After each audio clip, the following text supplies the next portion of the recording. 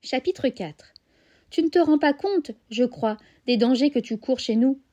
J'en ai déjà connu quelques-uns, mais il me semble que si je me démasquais, et je peux le faire maintenant, en donnant des preuves, les singes devraient m'admettre comme leur frère spirituel. C'est là où tu es dans l'erreur, écoute-moi. Nous nous promenions dans le parc, les allées étaient presque désertes et nous n'avions guère rencontré que quelques couples amoureux, chez qui ma présence n'excitait qu'une brève curiosité. Moi, par contre, je les observais sans vergogne, bien décidé à ne laisser échapper aucune occasion de m'instruire sur les mœurs simiennes. Ils marchaient à petits pas, se tenant par la taille, la longueur de leurs bras faisant de cet enlacement un réseau serré et compliqué. Ils s'arrêtaient souvent au détour d'une allée pour échanger des baisers. Parfois aussi, après avoir jeté un regard furtif autour d'eux, ils agrippaient les basses branches d'un arbre et quittaient le sol.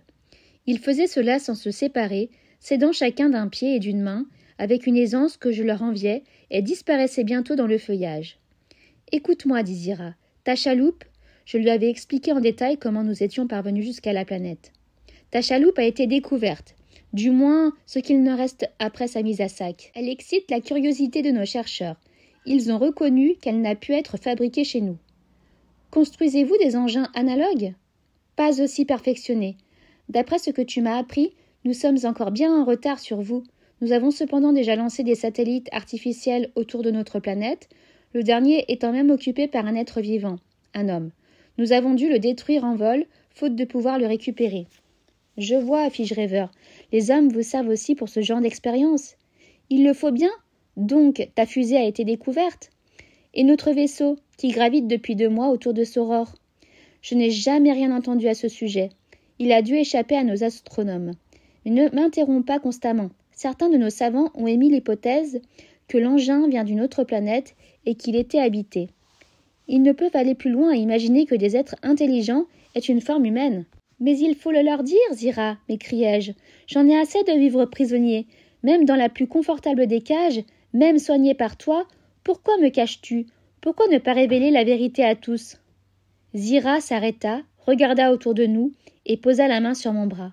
Pourquoi ? C'est uniquement dans ton intérêt que j'agis ainsi. Tu connais Zaius ? Certes, je voulais te parler de lui. Et alors ?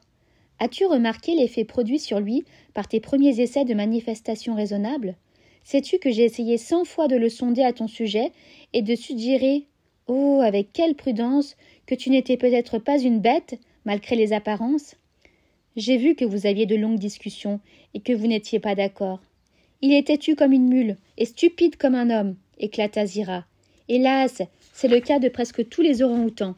Il a décrété, une fois pour toutes, que tes talents s'expliquent par un instinct animal très développé et rien ne le fera changer d'avis.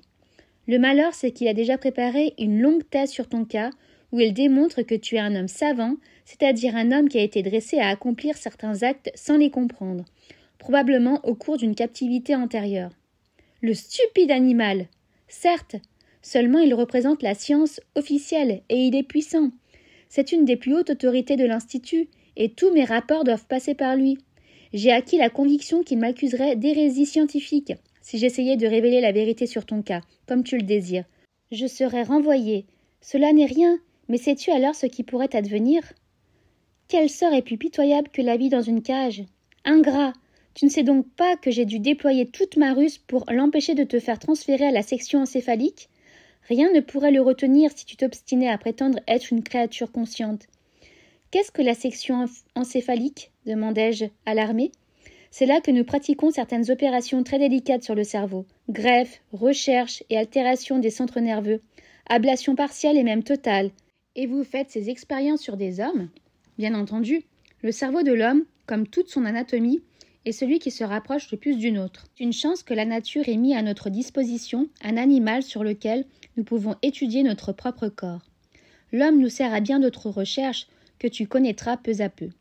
En ce moment même, nous exécutons une série extrêmement importante et qui nécessite un matériel humain considérable. Considérable ! Cela explique ces battues que nous faisons faire dans la jungle pour nous réapprovisionner. Ce sont malheureusement des gorilles qui les organisent et nous ne pouvons les empêcher de se livrer à leur divertissement favori qui est le tir au fusil. Un grand nombre de sujets sont ainsi perdus pour la science. Vraiment très regrettable, admis-je, en pinçant les lèvres, Mais pour en revenir à moi, comprends-tu pourquoi j'ai tenu à garder le secret? Suis-je donc condamnée à passer le reste de ma vie dans une cage? Non, si le plan que j'ai formé réussit, mais il ne faut pas te démasquer qu'à bon escient, et avec des atouts puissants. Voici ce que je te propose. Dans un mois se tiendra le congrès annuel des savants biologistes. C'est un événement considérable. Un large public y est admis et tous les représentants des grands journaux y assistent. Or, l'opinion publique est chez nous un élément plus puissant que Zaius, plus puissant que tous les orang-outans réunis, plus puissant même que les gorilles. Ce sera là ta chance. C'est devant ce congrès, en pleine séance, qu'il te faut lever le voile, car tu seras présenté par Zaius qui, je te l'ai dit, a préparé un long rapport sur toi et ton fameux instinct. Le mieux est alors que tu prennes la parole toi-même pour expliquer ton cas. La sensation créée sera telle que Zaius ne pourra t'en empêcher.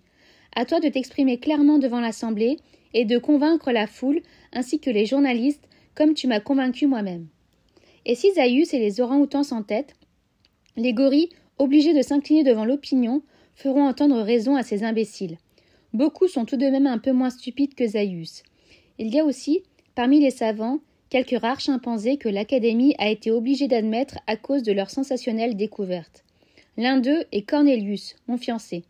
À lui, et à lui seul, j'ai parlé de toi. Il m'a promis de s'employer en ta faveur. Bien entendu, il veut te voir auparavant, et vérifier par lui-même le récit incroyable que je lui ai fait. C'est un peu pour cela que je t'ai amené ici aujourd'hui. J'ai rendez-vous avec lui, et il ne devrait pas tarder. Cornelius nous attendait près d'un massif de fougères géantes. C'était un chimpanzé de belle allure, certainement plus âgé que Zira, mais extrêmement jeune pour un savant académicien. Dès que je l'aperçus, je fus frappé par un regard profond, d'une intensité et d'une vivacité exceptionnelles. « Comment le trouves-tu » me demanda Zira en français à haute voix. Je connus à cette question que j'avais définitivement capté la confiance de la guenon. Je murmurai une appréciation élogieuse et nous nous approchâmes. Les deux fiancés s'étreignirent à la façon des amoureux du parc. Il lui avait ouvert ses bras sans m'accorder un regard.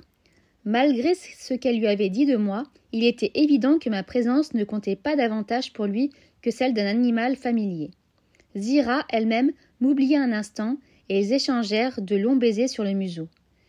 Puis elle tressaillit, se détacha vivement de lui et le regarda de côté d'un air penaud. « Chérie, nous sommes seuls. »« Je suis là, dis-je avec dignité, dans mon meilleur langage simien. »« Eh » s'écria le chimpanzé en sursautant. Je dis « Je suis là. » Je me vois navré d'être obligé de vous le rappeler. Vos démonstrations ne me gênent pas, mais vous pourriez m'en vouloir par la suite. « Par le diable !» clama le savant chimpanzé. Zira prit le parti de rire et nous présenta. « Docteur Cornelius, de l'Académie, dit-elle, Ulysse Mérou, un habitant du système solaire, de la Terre plus précisément. »« Je suis enchantée de faire votre connaissance, dis-je. Zira m'a parlé de vous. Je vous félicite d'avoir une fiancée aussi charmante. » Et je lui tendis la main. Il fit un bond en arrière, comme si un serpent s'était dressé devant lui. « C'était vrai, murmura-t-il en regardant Zira d'un air égaré. « Chérie, est-ce que j'ai l'habitude de te raconter des mensonges ?» Il se ressaisit. C'était un homme de science. Après une hésitation, il me serra la main. « Comment allez-vous » ? « Pas mal, dis-je. Encore une fois, je m'excuse d'être présenté dans cette tenue. »« Il ne pense qu'à cela, » fit Zira en riant. « C'est un complexe chez lui. Il ne se rend pas compte de l'effet qu'il produirait s'il était habillé. »« Et vous venez vraiment de la Terre, une planète du Soleil. » Il n'avait certainement accordé que peu de crédit, jusqu'ici, aux confidences de Zira, préférant croire à quelque mystification. Il commença à me harceler de questions.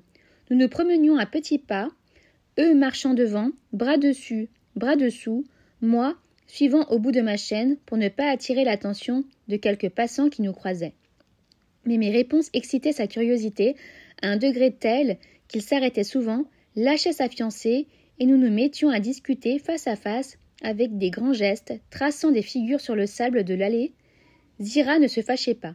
Elle paraissait au contraire enchantée de l'impression produite. Cornelius se passionnait particulièrement, bien entendu pour l'émergence de l'Homo sapiens sur la Terre, et il me fit répéter 100 fois tout ce que je savais à ce sujet. Ensuite, il resta longtemps songeur. Il me dit que mes révélations constituaient sans doute un document d'une importance capitale pour la science, et en particulier pour lui, à une époque où il entreprenait des recherches extrêmement ardues sur le phénomène simien. D'après ce que j'ai compris, celui-ci n'était pas pour lui un problème résolu. Et il n'était pas d'accord sur les théories généralement admises. Mais il devint réticent à ce sujet et ne me dévoila pas toute sa pensée lors de cette première rencontre. Quoi qu'il en fût, je présentais à ses yeux un intérêt capital et il aurait donné sa fortune pour m'avoir dans son laboratoire. Nous parlâmes alors de ma situation actuelle et de Zaius, dont il connaissait la stupidité et l'aveuglement. Il approuva le plan de Zira. Il allait, lui-même, s'occuper de me préparer le terrain par des allusions au mystère de mon cas, en présence de quelques-uns de ses confrères. Quand il nous quitta, il me tendit la main sans hésitation, après avoir vérifié que l'allée était déserte, puis il embrassa sa fiancée et s'éloigna, non sans se retourner à plusieurs reprises, pour se convaincre que je n'étais pas une hallucination. « Un charmant jeune singe, dis-je, comme nous revenions vers la voiture. Et un très grand savant. Avec son appui, je suis sûre que tu persuaderas le congrès. »« Zira, murmurai-je à son oreille, quand je fus installée sur la banquette arrière, je te devais la liberté et la vie. Je me rendais compte de tout ce qu'elle avait fait pour moi depuis ma capture. Sans elle, je n'aurais jamais pu entrer en contact avec le monde simien. Zaius eût été bien capable de me faire enlever le cerveau pour démontrer que je n'étais pas un être raisonnable. Grâce à elle, j'avais maintenant des alliés et pouvais envisager l'avenir avec un peu plus d'optimisme. « Je l'ai fait par amour pour la science, dit-elle, en rougissant. Tu es un cas unique, qu'il faut préserver à tout prix. » Mon cœur débordait de reconnaissance. Je me laissais prendre à la spiritualité de son regard, parvenant à faire abstraction de son physique. Je posai la main sur sa longue patte velue. Elle tressaillit et je sentis dans ce regard un grand élan de sympathie pour moi. Nous étions tous deux profondément troublés, et nous restâmes silencieux pendant tout le trajet du retour. Quand elle m'eut ramené à ma cage, je repoussai brutalement Nova, qui se livrait à des démonstrations puériles pour